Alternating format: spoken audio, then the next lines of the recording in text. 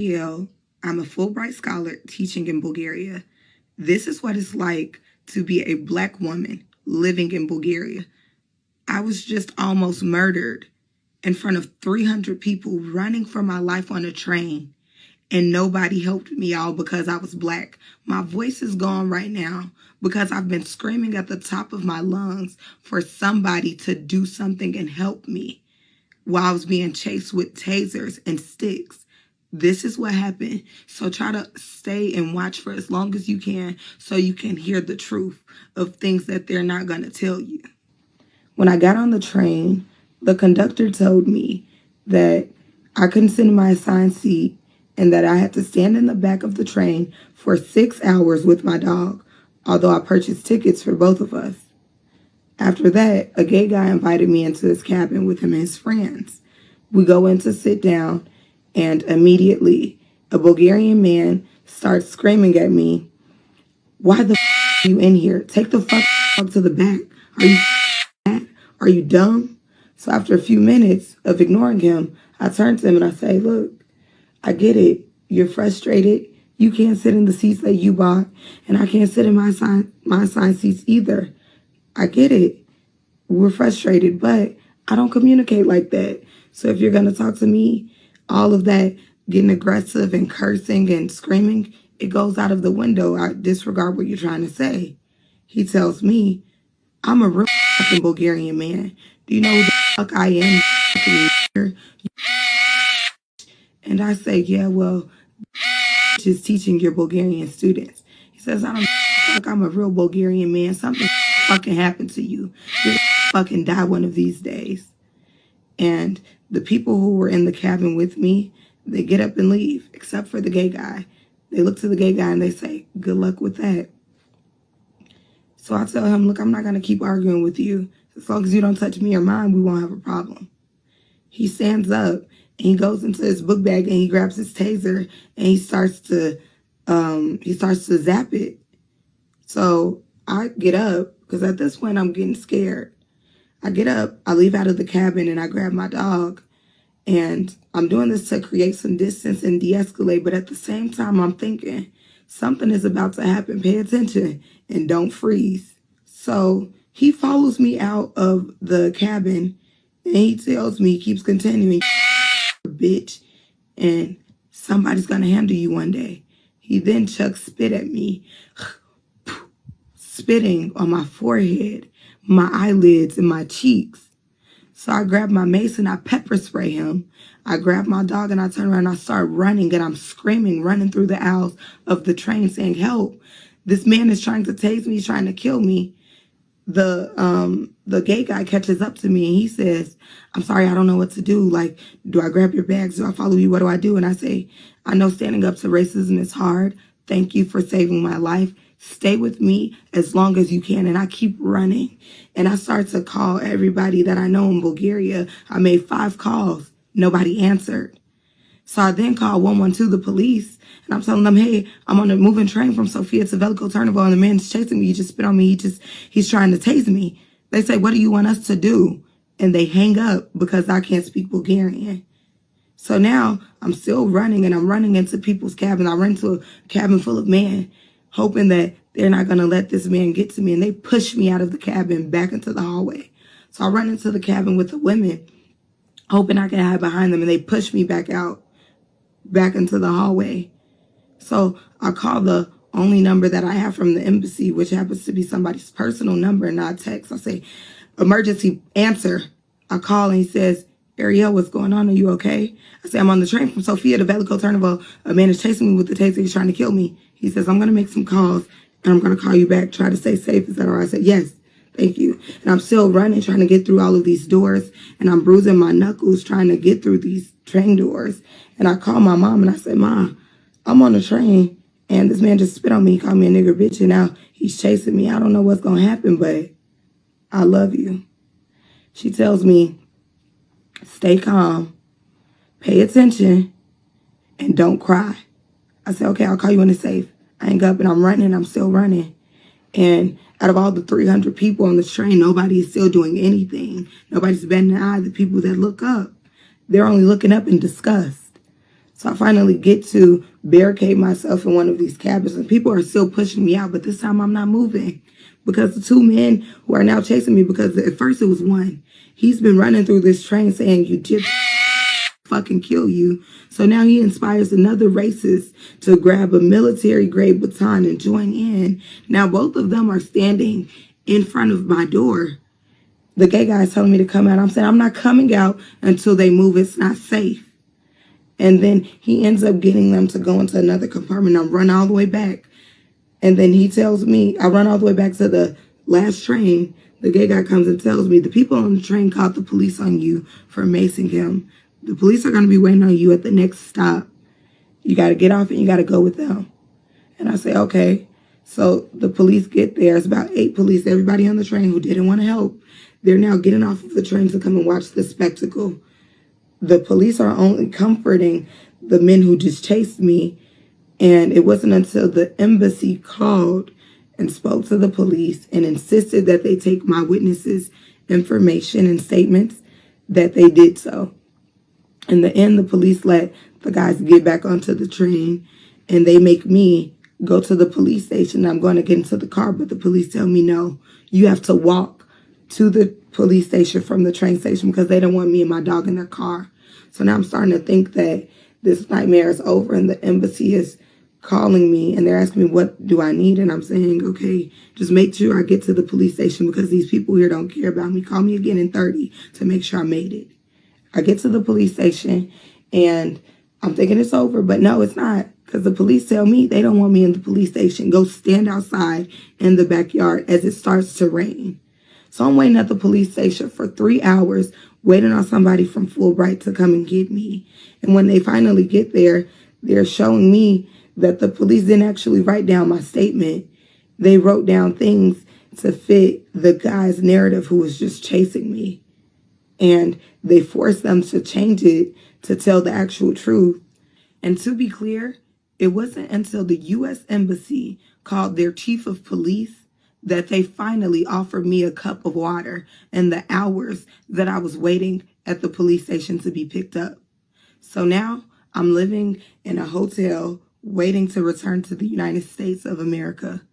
So yesterday I went into the school that I taught at to tell my kids goodbye, but I told them exactly why I was leaving and I didn't leave out a detail. While some of the teachers started to deny that this was a racially motivated incident, the saddest part of all of this was that my kids started to cry and say, "We always feared that something like this would happen to you."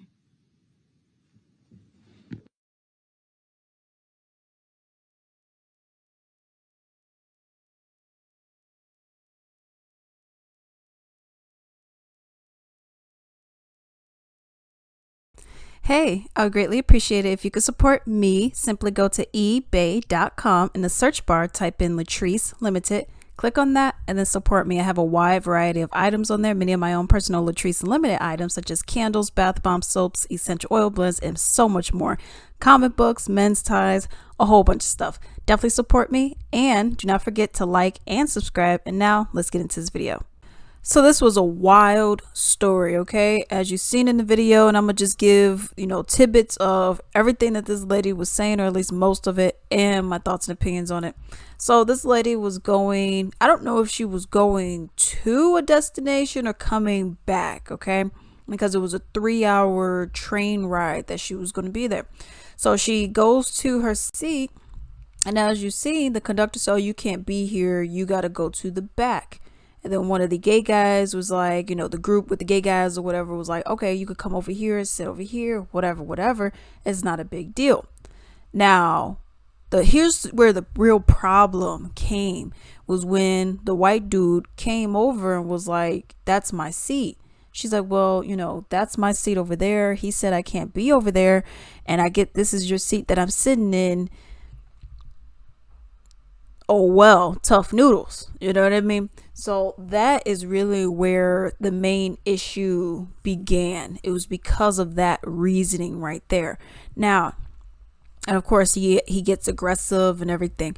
But looking at that, in doing a little bit of looking of what I saw, from, other people who actually are Bulgarian. Okay.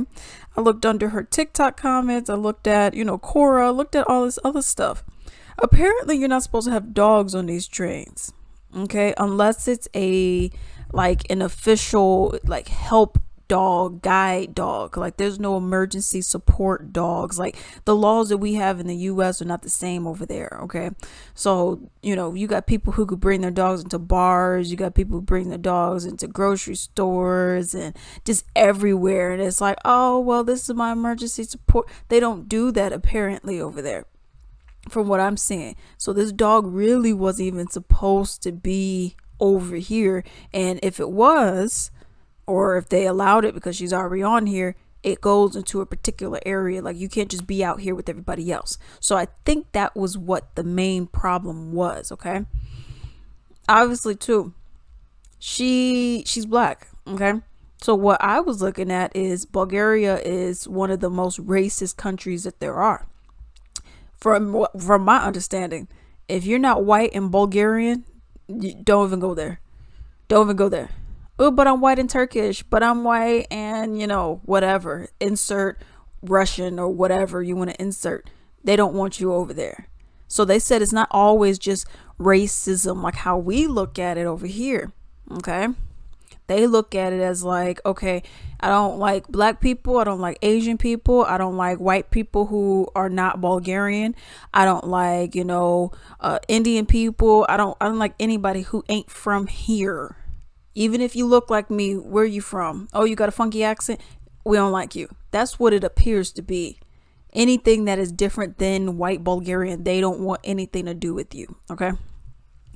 So that's one of the main things that we have with this is the fact that, boom, she already is sticking out. Okay.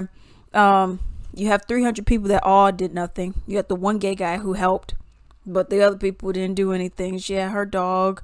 And then you had, you had this guy bringing out a taser, the other one bringing out a baton.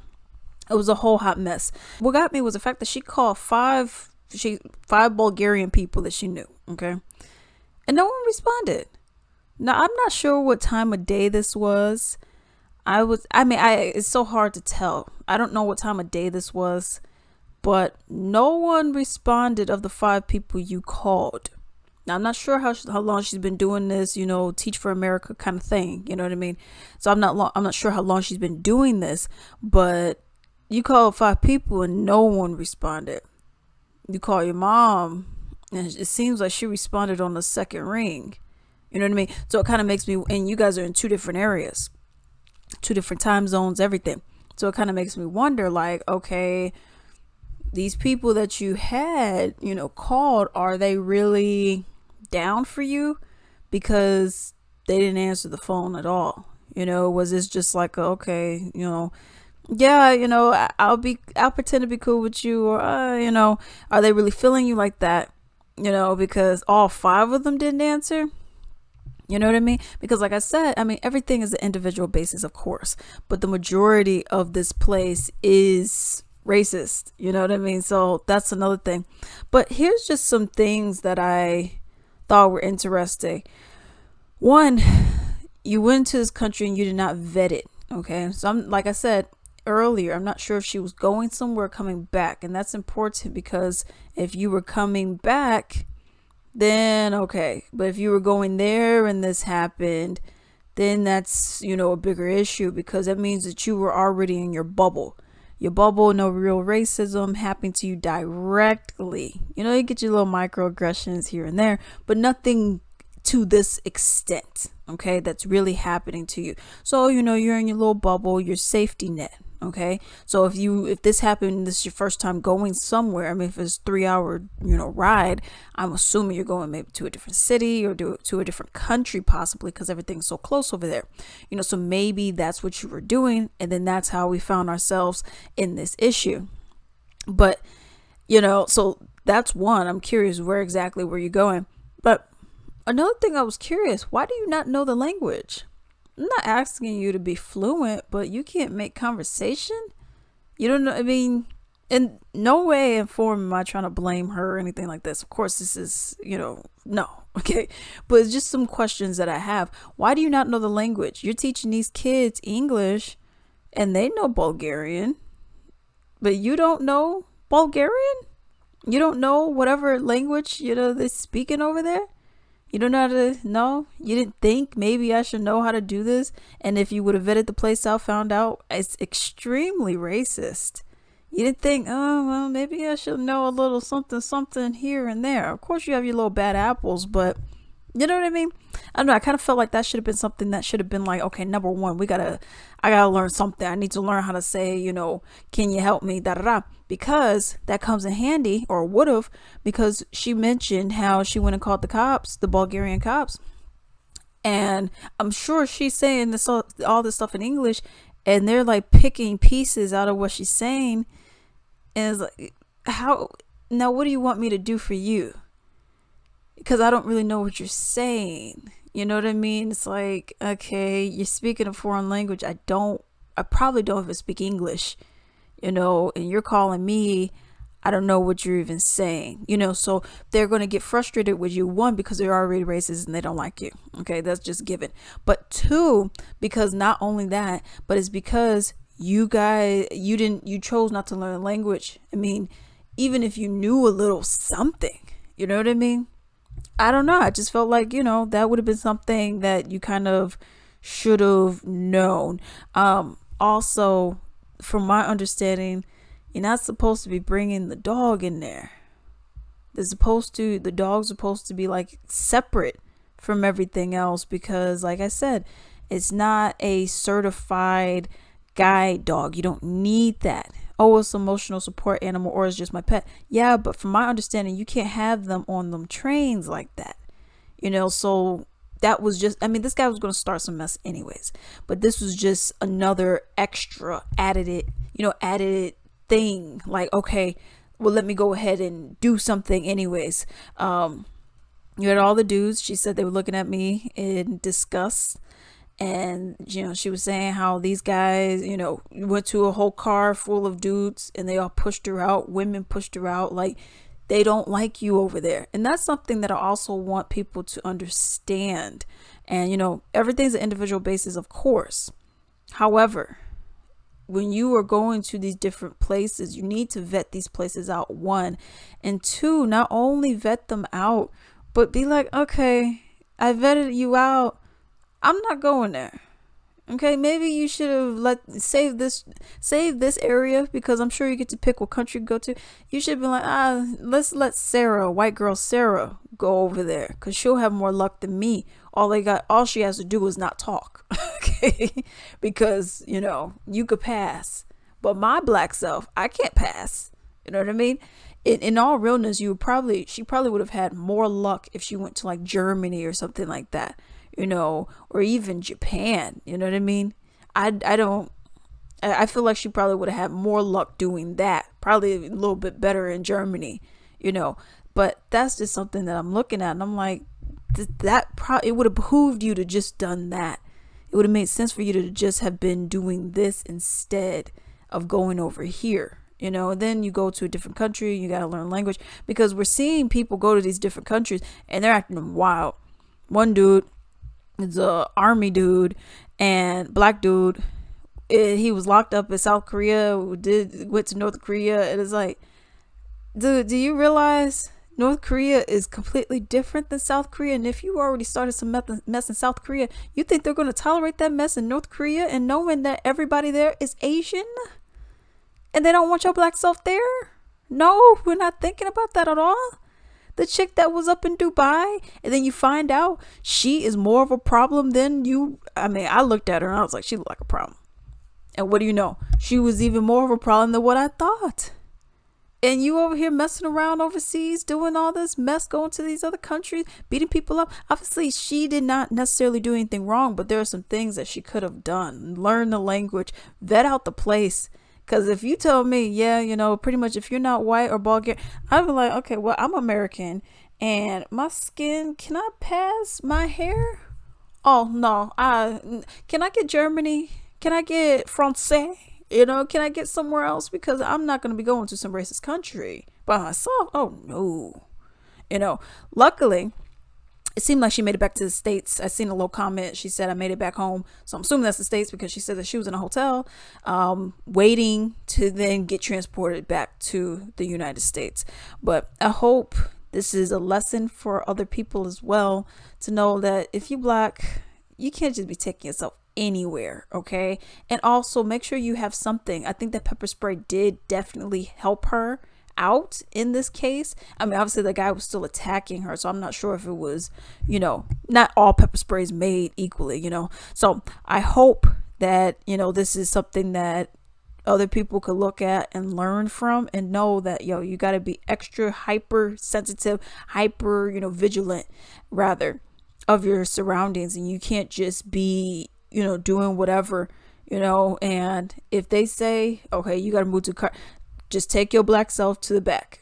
It is what it is. I'd rather stand up for 3 hours on a train than get chased around and possibly killed because, this guy is moaning and groaning about it. See, he was going to be mad anyways. And all this did was escalate that. Of course, I'm not saying in any way, shape, or form that this is her fault. This is all on him and the other cowards that were also on it. The only person that was worth anything was the gay dude that helped her out. He was like, well, I don't, because he's like, you're not a problem. Yeah, you're Black. So what? You're different. You look different than me. Fine. But I must still help you because you don't deserve anything that you're getting right now, which is great. But police officers falsifying reports saying, oh, well, that's not what happened. And the embassy say, whatever she told you, write it down because this ain't it. And of course they wrote it down because they knew they were lying. They put her outside. She was waiting for the embassy person. And that's also another thing. Very smart on her part to have the number of the embassy. You have a lot of people who will not have that number to the embassy, and then they'll find themselves in a much worse situation. So that was very smart thinking on her part for making sure that she had that number to the embassy to make sure, like, okay, some mess goes down, I'm gonna be good, at least until they get here. And the embassy does not play, okay? They got an embassy everywhere. Make sure you got the number for whatever country you're from and wherever country you're going to. Make sure you got that embassy number, because especially if you Black, okay, you look like this, you may have some problems.